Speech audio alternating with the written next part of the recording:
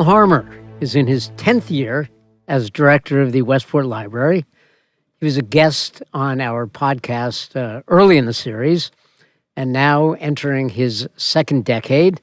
It's a good time to check back in. So, Bill, welcome back to 06880, the podcast. It's great to be back, Dan. How many years now have you been doing this? Probably 5. And 5 years. You offered me the opportunity in the beginning, so thank you for that. It's fantastic. So, if I'm correct, you made a decision either before you got here or very early in the renovation process to flip the building, right? So the books were downstairs and this main floor here in the library would be an event space, place for meetings and maker space and cafe, right? Yeah, that's correct. So that was your first big decision? One of them. Yeah, one of them was just with fresh eyes. I think it was sort of able to work with the architect and look at the space that we had and just reimagine it. And the first question we asked is essentially, what if we flipped the space? And it created this domino effect of just opening opportunities that very soon became a strategic plan for a new design for the library.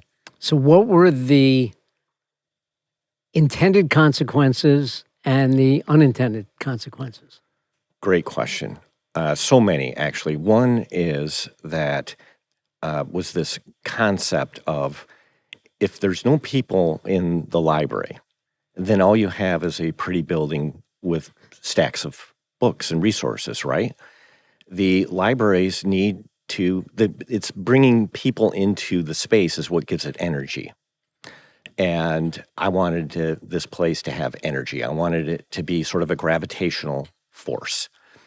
And what we did intentionally was to create these communal spaces for the community to gather in. If you sort of go way back to the libraries of Alexandria, and I'm a librarian, so I study this stuff. You weren't original, there then? I was not there then.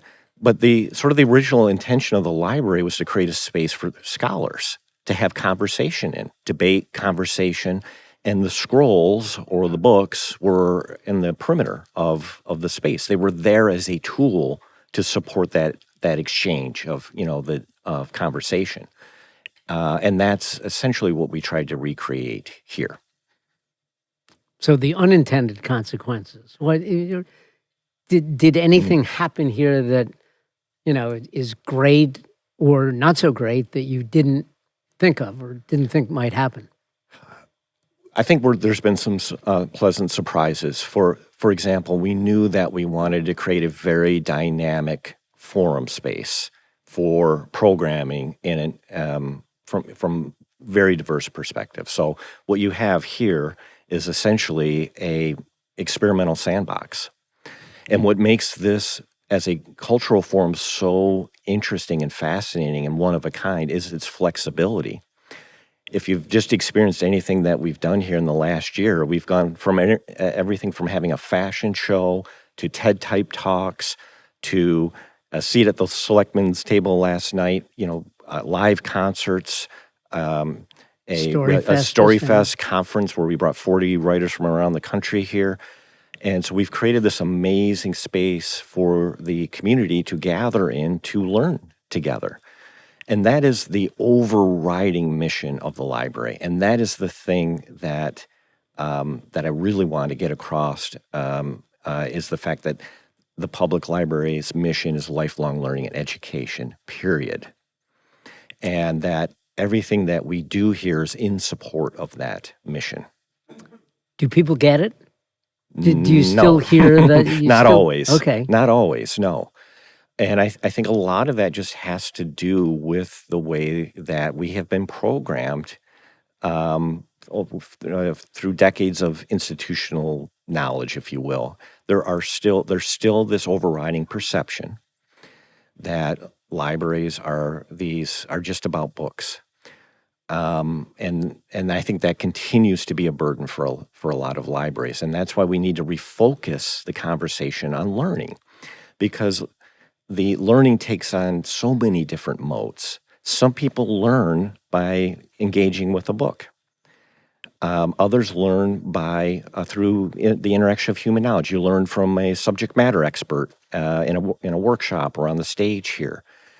Others learn by through creation, and we have tools through Verso Studios to provide that as a resource for people who want to create and then create new knowledge, create new content, and then share that. So we're really just trying And to the broaden makerspace that. too. And the terms of makerspace, which creation. is really the sort of the big bang, if you will, for libraries all over this country to rethink around innovation. So I still think there's a little pushback from the community here around that, and certainly it's still an issue nationwide. I still get the question over and over again. Anytime I meet someone new and they ask what I do for a living, they ask me immediately about books. And the insinuation is that their books are irrelevant and nobody reads them anymore, which we know is not true. So that's something we're still working to sort of readdress and get people focused on this mission around lifelong learning, because we're all on that journey. And I know when people come in here for the first time, whether they're new residents in Westport or musicians, the feeling is kind of wow.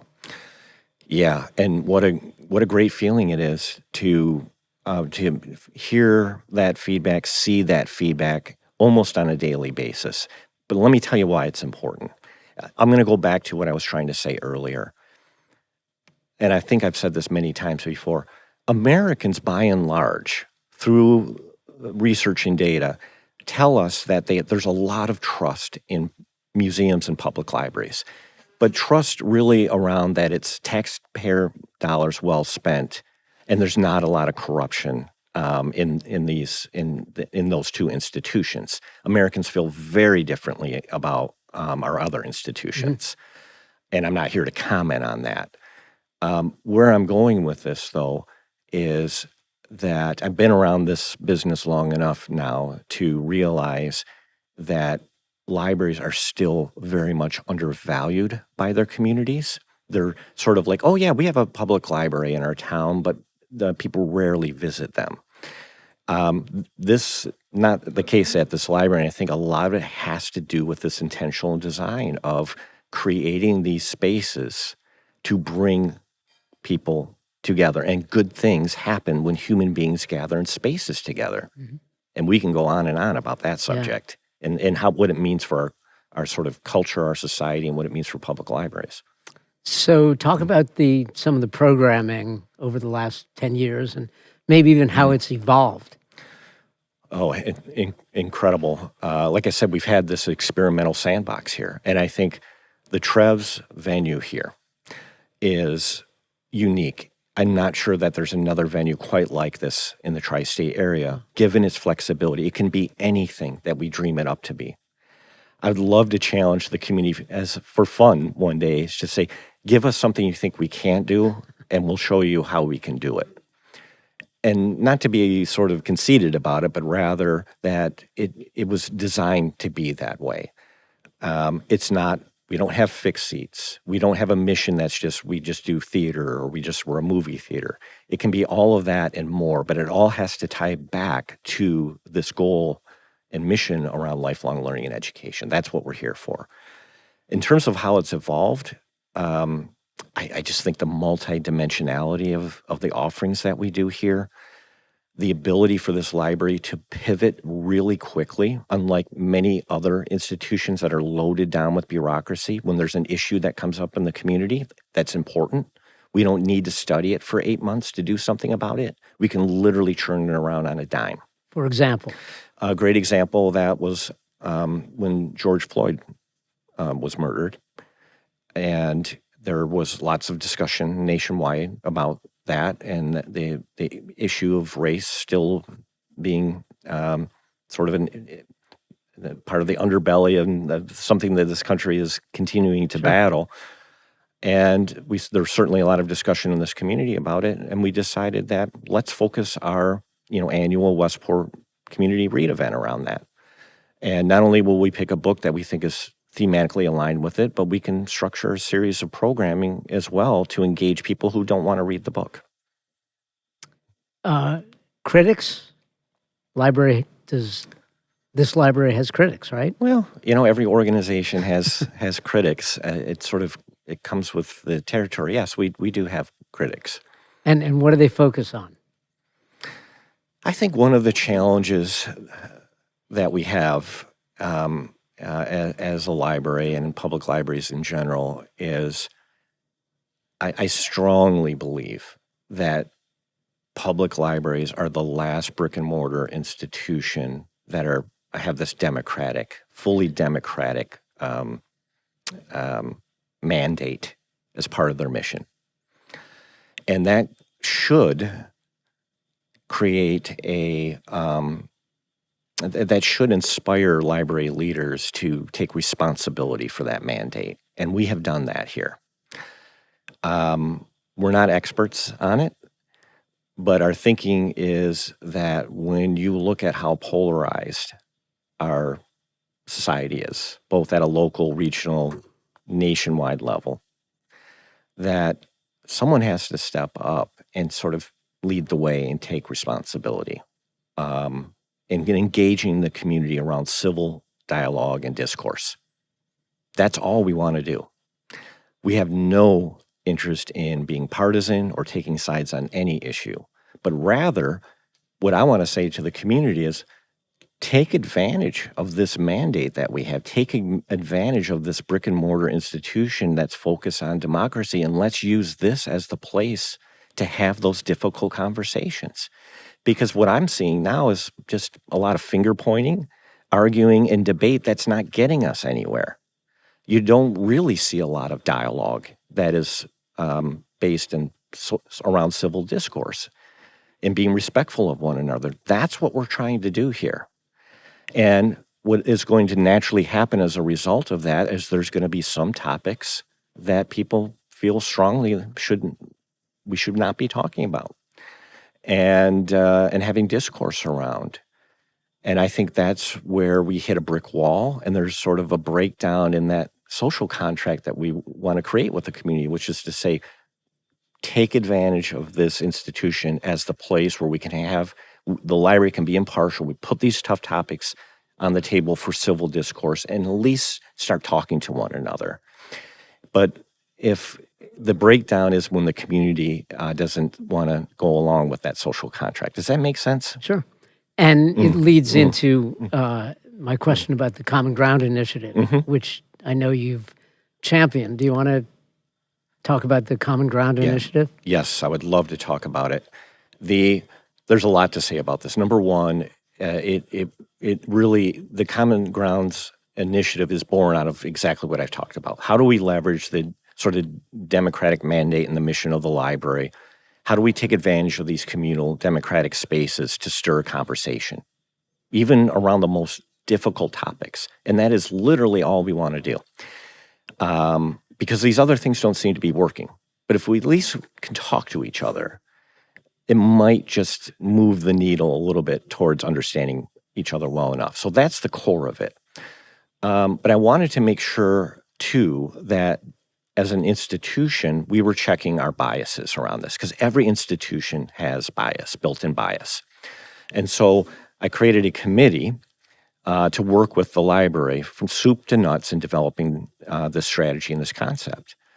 And so if you look up the makeup of the committee, it is a broad representation with different backgrounds and viewpoints that are sitting around the table, and we're there to model the behavior and create this vision and environment that I'm talking about.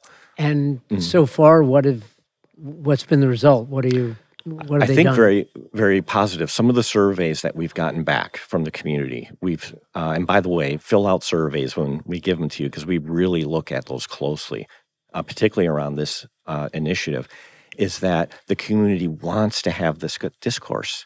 They truly, truly want to be able to find a way to talk to one another. And I think that's what Westport is. I think that's the best version of this town. And so we're trying to create that for them. In terms of what we've done, the vision is broad. The idea is to create multiple entry points. So sometimes it might be bringing in a speaker of some renown. maybe an A-list speaker who can draw people in and talk about how they've used common ground principles throughout their career to have impact. We've got this event called Seat at the Table that we've been doing quietly for 6 or 7 years, where we bring guests into the library on a Friday night after hours, and we have dialogue sitting around the table, having a meal together, and we talk about challenging topics. And the community's feedback on it is they love it, and they want to keep doing more of that. We want to do panel discussions. We just did one this past week where we brought leaders from media, sports, politics, the military, to talk about common ground. And in the not too distant future, we're going to do a forum on disinformation, where we have various different viewpoints and practitioners and subject matter experts, ranging from policy wonks to journalists to podcasters and everything in between, but to stir conversation and dialogue around these things and engage the audience on it. So I want to pivot now to a couple of other challenges. Sure. There's 3 that I can think of. Technology. How is that affecting libraries? Great question. So I've been around libraries now for about 25 years, not including my 2 years in graduate school. What I've noticed is there are these sort of trends that develop. So when the personal computer came around, there was talk in the industry, or talk outside of the industry rather, about, well, there's the downfall of libraries. They're going to put us out of business. And then it was the internet. And so then there was the ebook as well, the digital book. Now it's going to be AI. And so you're going to see editorials and pieces in magazines and newspapers that, libraries aren't going to be able to, survive this, and what will their purpose be going forward? When the reality is that if you go back to our lifelong learning and education mission, the library will continue to thrive in this technology environment. We always have. We taught people how to use the computers. We taught people how to navigate the internet, which is an ocean of information that is very challenging to sift through. And that's why librarians are still so important, because they can help suss out the information that is more fact-based or accurate. And I believe that the same is going to happen with AI. I think we need to both embrace it and at the same time look at it very cautiously. So we do have an AI initiative in our new strategic plan, and it's 2 parts. One part is focused on what can we do to teach the public, educate the public about AI. In the broadest possible sense, and also in more of a focused way. And then internally, how can we use AI to be a bit more efficient as an organization, so that we can focus our talented staff on impact and doing more for the community? And that's my ultimate goal, by the way, is never status quo. It's we want to continue to do more. We want to do more. AI was my second element of the 3. But you mentioned the staff here, so they are evolving themselves, and their roles are changing? Well, I don't know. The roles are changing in the sense that if we can use technology to lessen the amount of time that we have to do on sort of manual or clerical work, and then leverage that time to focus more on some of our strategic initiatives, things that are going to have greater impact, more interaction with the community and the public, that could be a tremendous benefit for this library and the nation's public libraries, if there's a smart strategy behind it. Sure. The other challenge, some of the freedoms of speech that are under attack in parts of society. Certainly there are, libraries have always been a beacon of open and free speech, and there are, it's under attack, right? It is. The last 4 or 5 years, we've experienced book challenges nationwide in public libraries like we've never seen before. And I think I There are recently challenges to this library. yes, yeah, we've not to the extent that we see in some other communities, but yeah, absolutely. The public should know that we do on occasion get people who want to challenge some of the books in the collection. In terms of how we address the challenge, I think we do it through the mission, and we've created a platform through that with Common Ground. But I'll say this: if you and I left today and we walked down the street and we asked someone, "What do you think about democracy as a concept?" Almost everyone's going to say, "Yeah, of course, it's lovely, it's great, it's what makes our country great." What people forget is when an issue becomes personal, it all breaks down. And that is a big challenge that we're facing as a society right now. And so again, I'll go back to the community and say, work with us, because we have this mission, we have this mandate, we have these spaces to try to address that and break through that barrier and have those conversations. I'm not smart enough to sort of do to figure out this at a larger level. I'm just trying to come up with a way that we can do something about it here locally. So you came here 10 years ago from Michigan. You had ideas, you had visions. What got you here from a great job in Michigan, and looking at these 10 years, are you, you're happy with what you've done? Do you feel there are some things that still need to be done? A lot of questions. Yes. So the reason I left my last library, and we won the Bill and Melinda Gates Best Library in America Award, and we achieved a great deal in that community. I did start to feel like that my sort of ideas had reached a plateau and that it was time to look for something else. And what attracted me about this position is I felt this was the place to do that something else. There was something about the makeup of this community. My predecessor and the amazing work that Maxine had done and setting the stage and creating the culture and the environment for that, having an amazing staff and people in the community to support that. I felt this was the place where we could at least take some of my ideas to another level. And it has been all of that and more. Wow. Absolutely. When you look at what we've achieved here, that doesn't exist in any other public library. Verso Studios. It doesn't exist anywhere else. When you look at the fact that there is a TV production and broadcast studio, there's a professional audio recording studio, there is a post production suite, all of it interconnected. This whole main level of the library is, for the most part, all interconnected. So we don't have these separate media studios. We have a media facility that doesn't exist in any public library in the nation. And it exists to support our lifelong learning mission. We're teaching people how to use these tools. We're creating innovative content that is being created by the subject matter experts here in town and shared locally, regionally, and globally. That's amazing. There's no other public library doing that.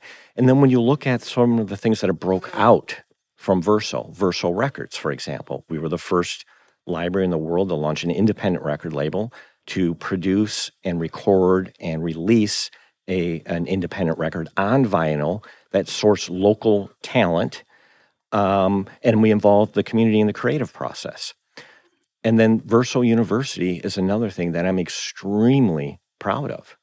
Because what we're doing with Verso University is essentially saying to the community, we are going to continue to support you in new ways on your lifelong learning journey.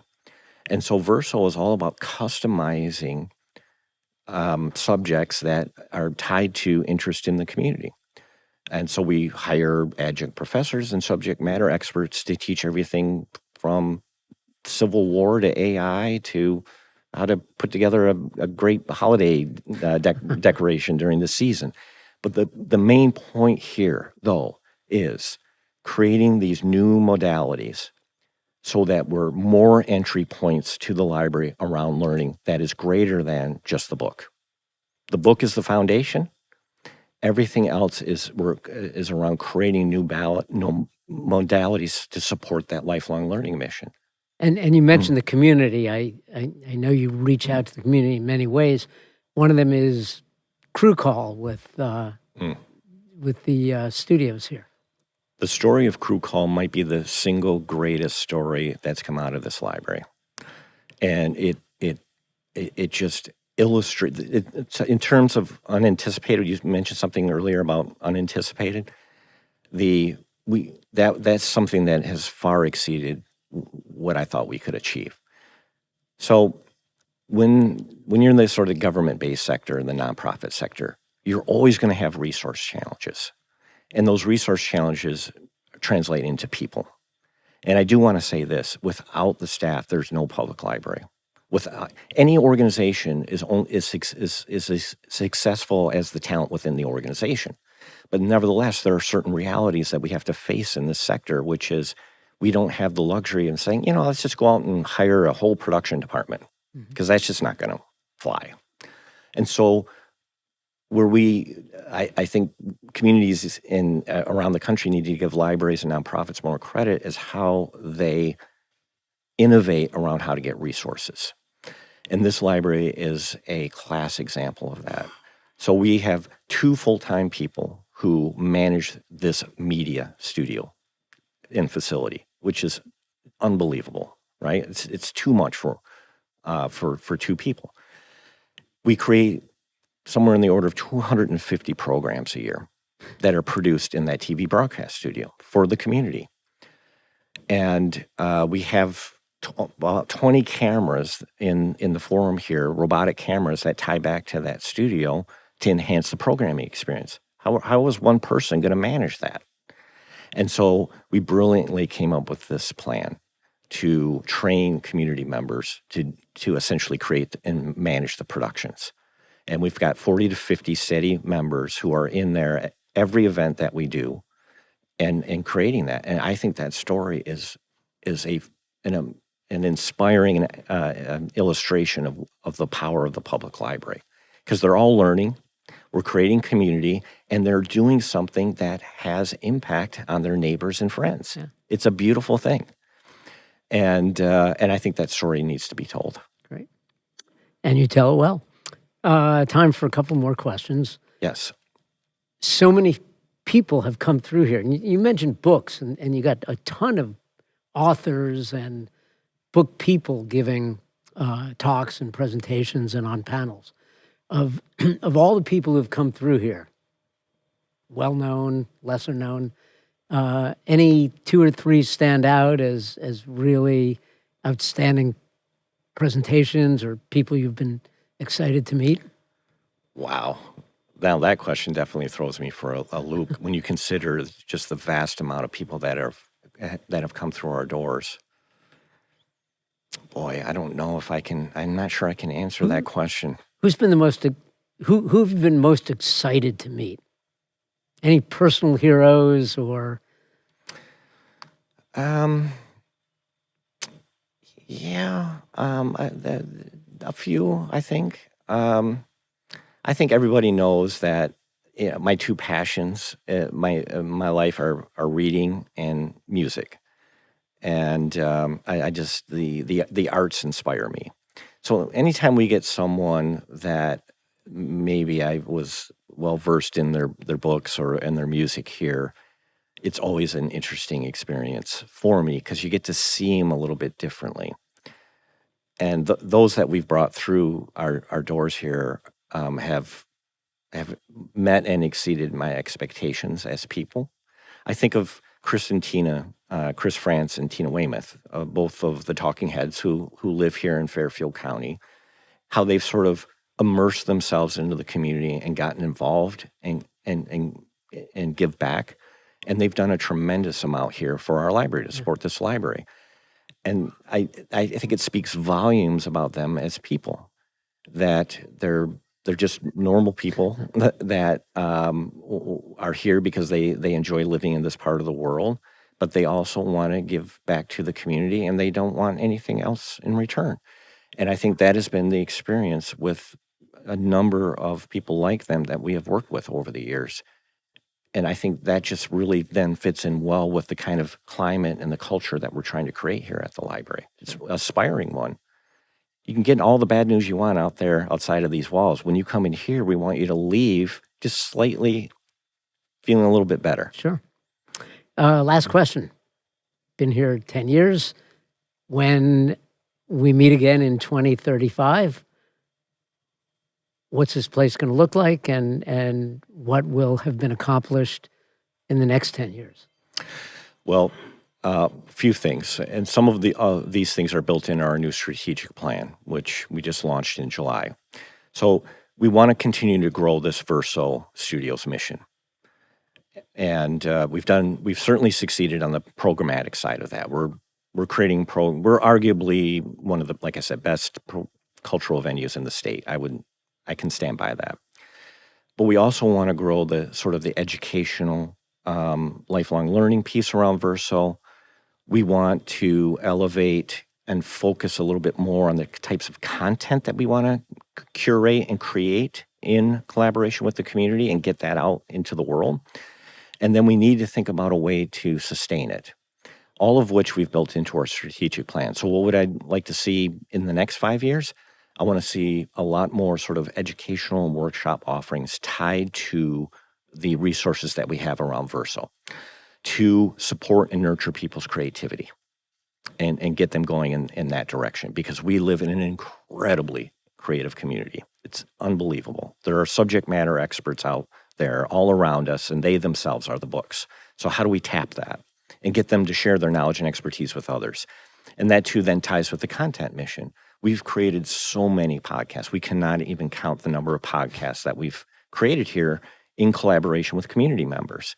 I think we need to now focus in on a few areas that we think are going to be topical and important for the library, and nurture and create and focus in on a couple that we think have potential to have greater impact beyond the sort of local. And then, like I said, we need a sustainability plan. And I think that sustainability plan can tie to the work we're doing with Verso University, which is, we're getting subject matter expertise through, we're hiring teachers, adjunct professors, subject matter experts to teach the courses. If that's not an example of nonprofit efficiency, I don't know what it is. We're not adding overhead, we're outsourcing it, but it's our mission. And I think we need to do the same with Verso. We need more editors. We need some more producers. We need subject matter experts that can teach, as well as work with the community on how you can develop your concept from soup to nuts. Editorial help, whatever it happens to be. So that's something that you're going to see happen over the next 1 to 5 years. Great. I got one other thing. Sure. We're going to be launching an incredibly inspiring project starting in the spring and throughout next year. It'll be similar to the Geek campaign that we did a few years back, the Geek the Library campaign. But here's what I want to do. I want to take Verso Studios and show the community how it can impact everyone in the community. And I also want to acknowledge the fact that America's turning 250 years old next year. What can the library do? I started to question, what can we do to celebrate America's birthday and do it in a way that's inspiring and uplifting and aspirational and has nothing to do with politics? And what we wanted to do is do a project around immigration stories. So the idea would be people can come in, just like they came in to get their photos taken for the Geek campaign, but instead share their immigration story.